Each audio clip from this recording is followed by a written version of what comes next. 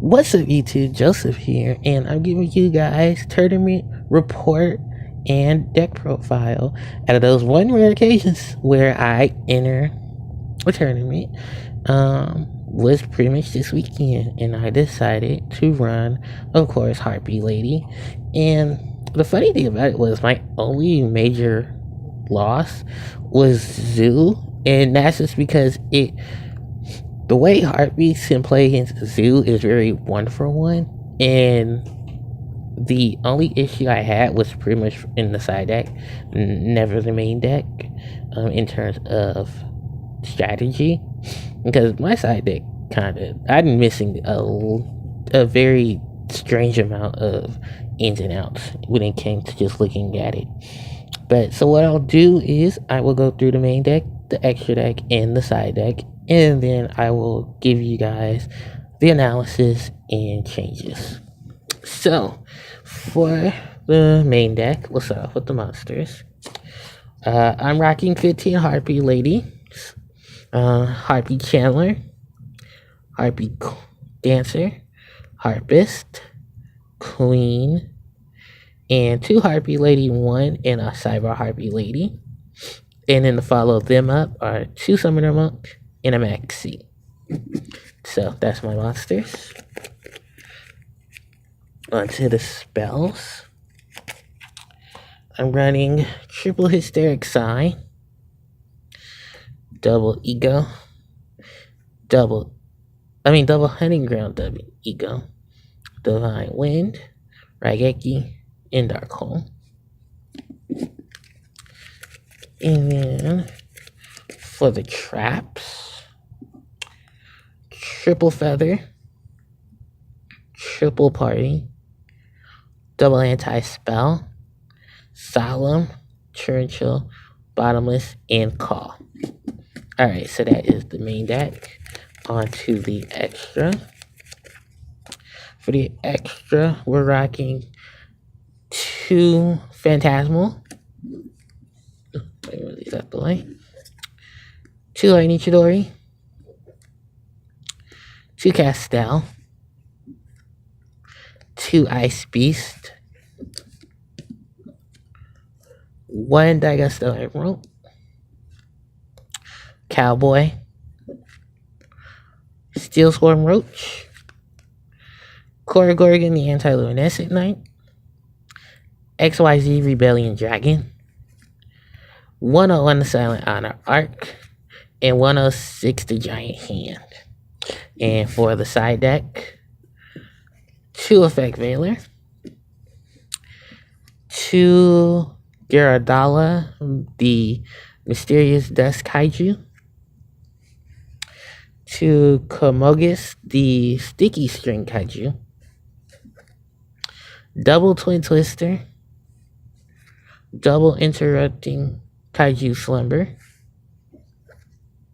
1 Harpie's Hunting Ground, 1 Soul Charge, 1 Symbol, and 2 Icarus Attack. Okay, so that was pretty much the extra, and the side. So I'll start off with the main deck. The main deck was pretty much the most impressive part. And let's just cut out through the Harpies. MVP Chandler, pretty much once she dumped, pretty much dumping stuff to get stuff out of the way was pretty much her ordeal. And dealing with once with Feather Swarm, you have so many more combos to get out of hand traps. Harpie Dancer, which I won 3 of, and 3 was working exceptionally well, considering the fact she gave an additional name to the graveyard for Hysteric Party. She gave an additional drop for Chandler. She gave an additional search for Harpist, and she gave an additional search. She gave additional team up when it came to her effect, playing Summoner Monk and Divine Wind. Then the triple Harpist, which pretty much Scarm. Harpies in a Scarm. That's pretty much what she is and what she does. Triple Harpie Queen. In most terms of 19 beat sticks, Queen is one that relatively does well. And the fact that she can easily set up hysteric party on her own effect really did come in handy, especially in a lot of game twos and game three, where Queen can easily just either be a force to be reckoned with, or you have to deal with something that she can easily deal with over. Harpie Lady 1 and Cyber Harpie. This ratio is pretty much because Harpie 1 gets that attack power. Cyber Harpie Lady is just here to say hello.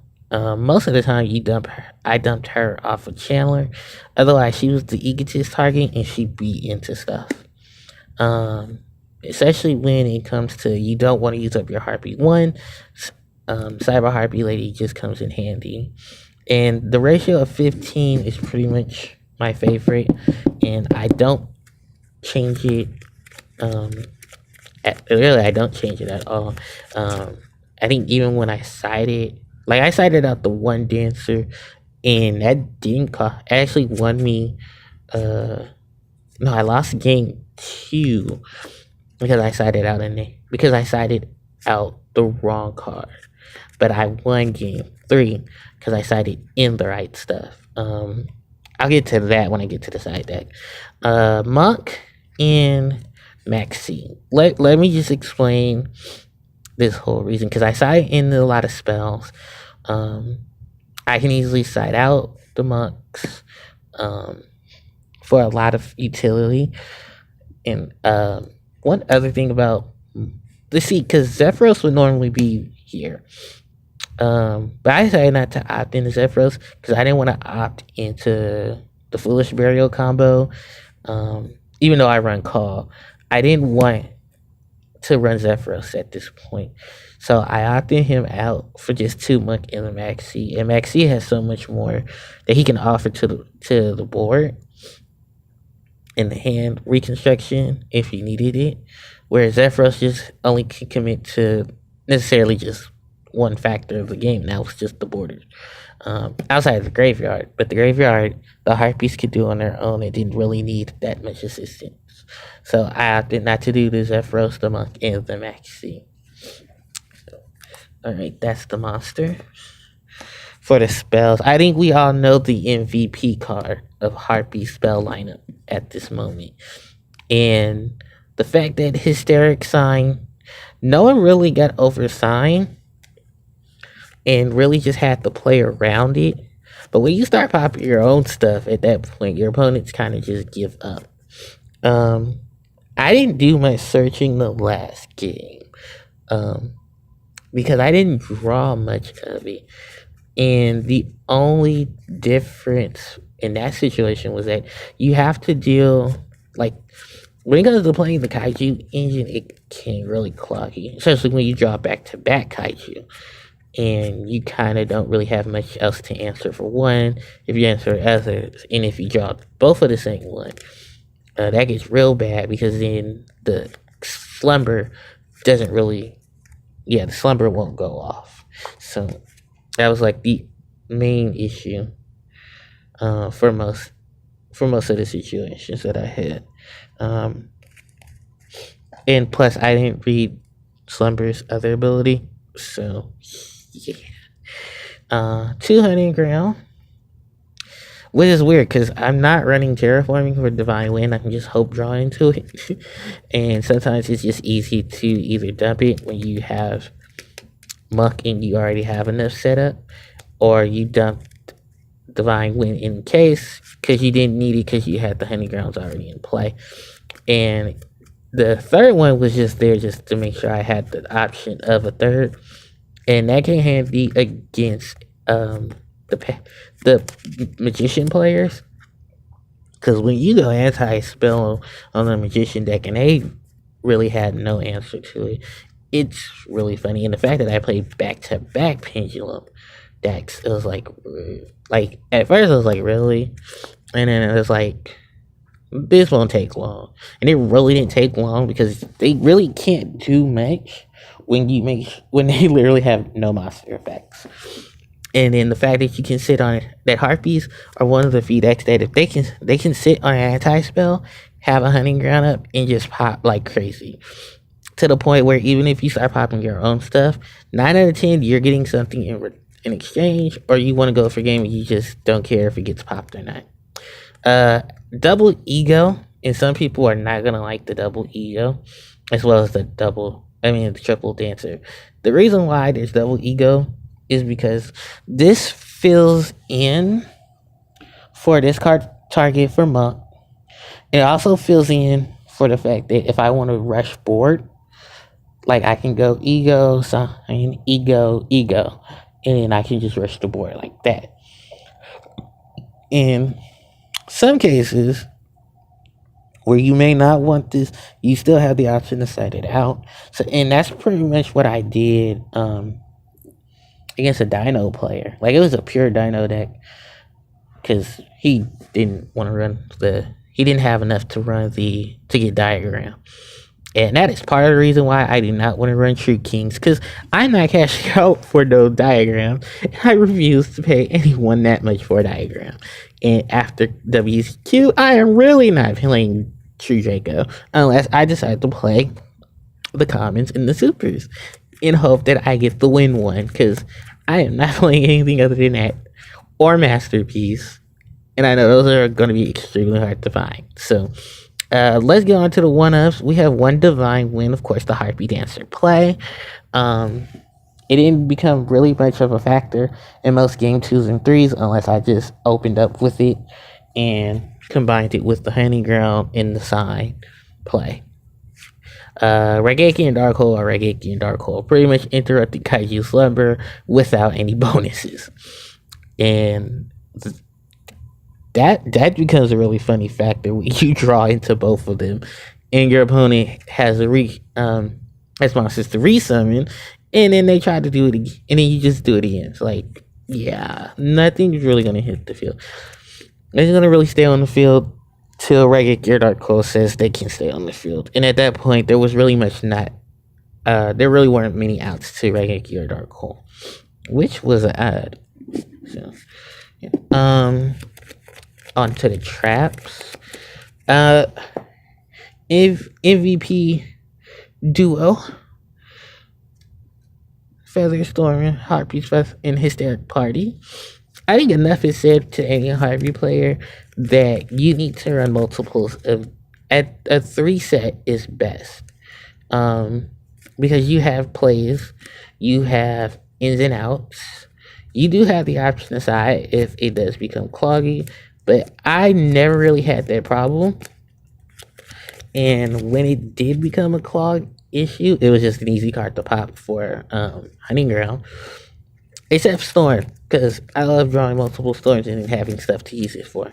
Because that becomes hysterical when your opponent tries to chain something and then you chain another storm.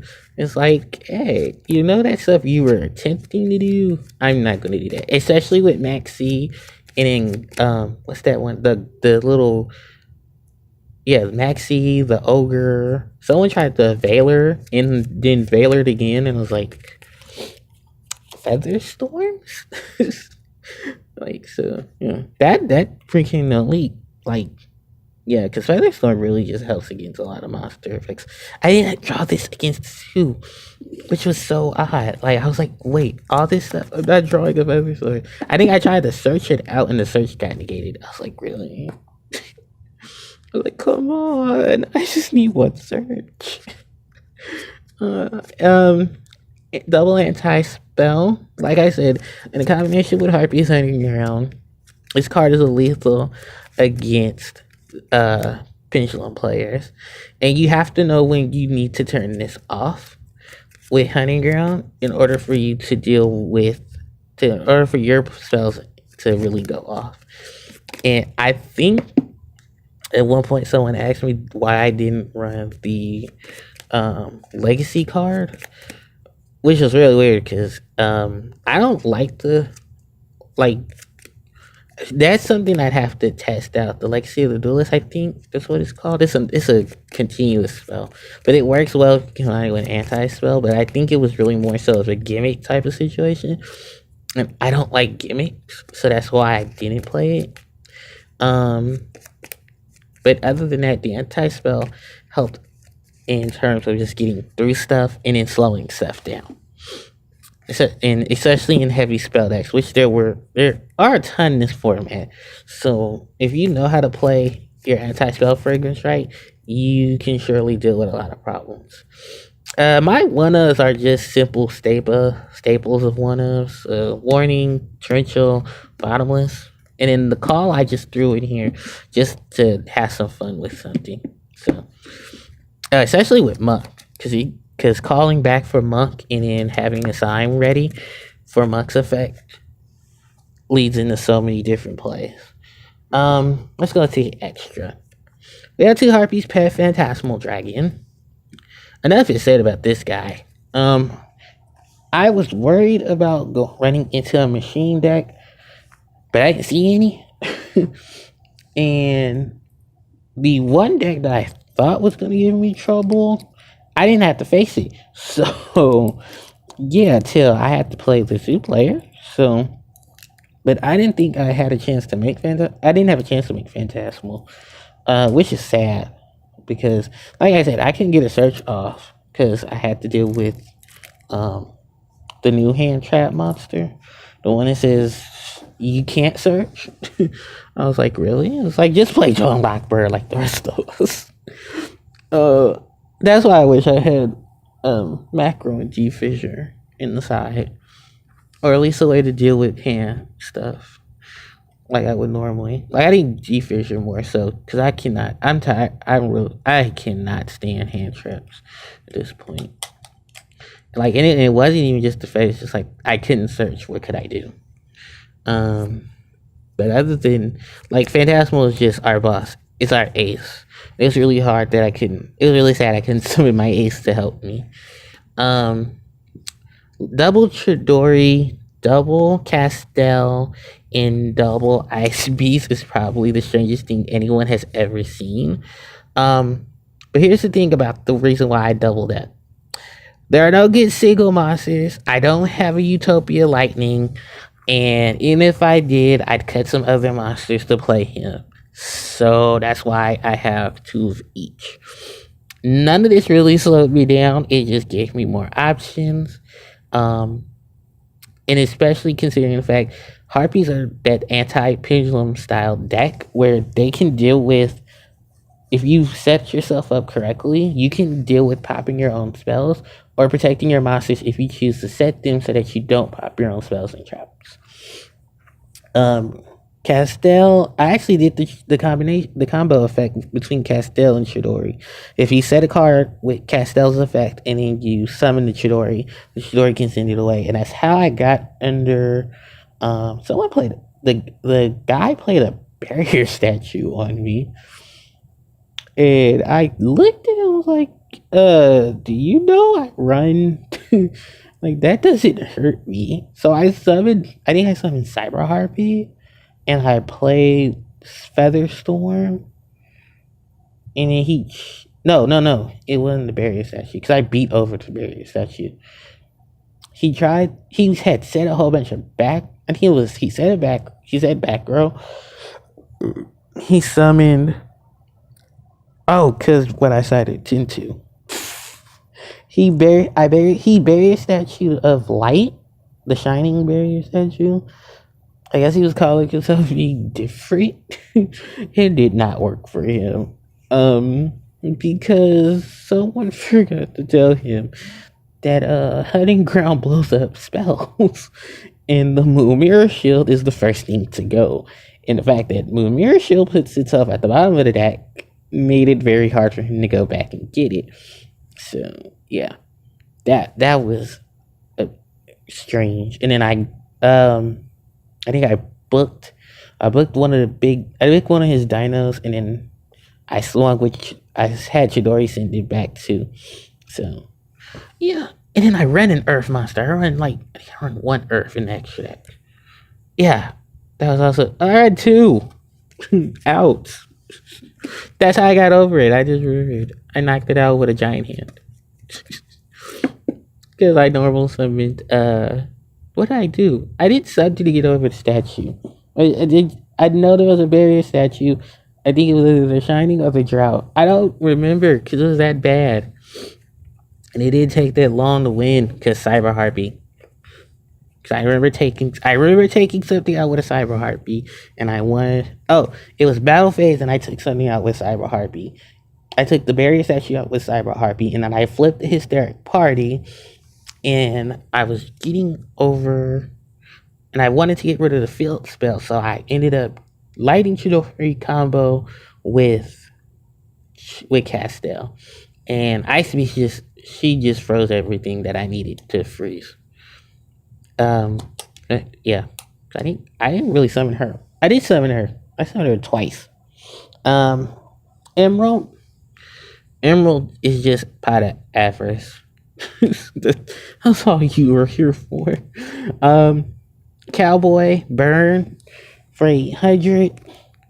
Cowboy didn't see much either. So Cowboy is kind of one of those situational monsters like Steelstorm Roach. Well, I'll get into next. Because Steelstorm Roach is coming out, and I'll give you a very good reason why Steelstorm Roach is going to come out. Other than that, Cowboy was okay. He wasn't good. He wasn't bad. He was just okay. Steelstorm Roach is coming out the extra deck because I didn't think. I forgot that what's the name was a card. Monarch Stormforce. I forgot that was a card. And he did not really do anything. I mean, except for like the one time, like he hit the board to bait out a bottomless. I was like, yeah, I was like, really, Roach? Like, I really just looked at the board. I was like, you only here because you can bait out bottomless, which isn't a bad thing, but I could have got over so many other things if he wasn't here. I don't know. I'm not a fan of Roach no more. Because Roach only did one thing and he didn't do it well. Or he was supposed to do the keep big monsters out, but he didn't do that well either. Like, he was a bad Thunder King. I need to get me some more Thunder Kings anyway.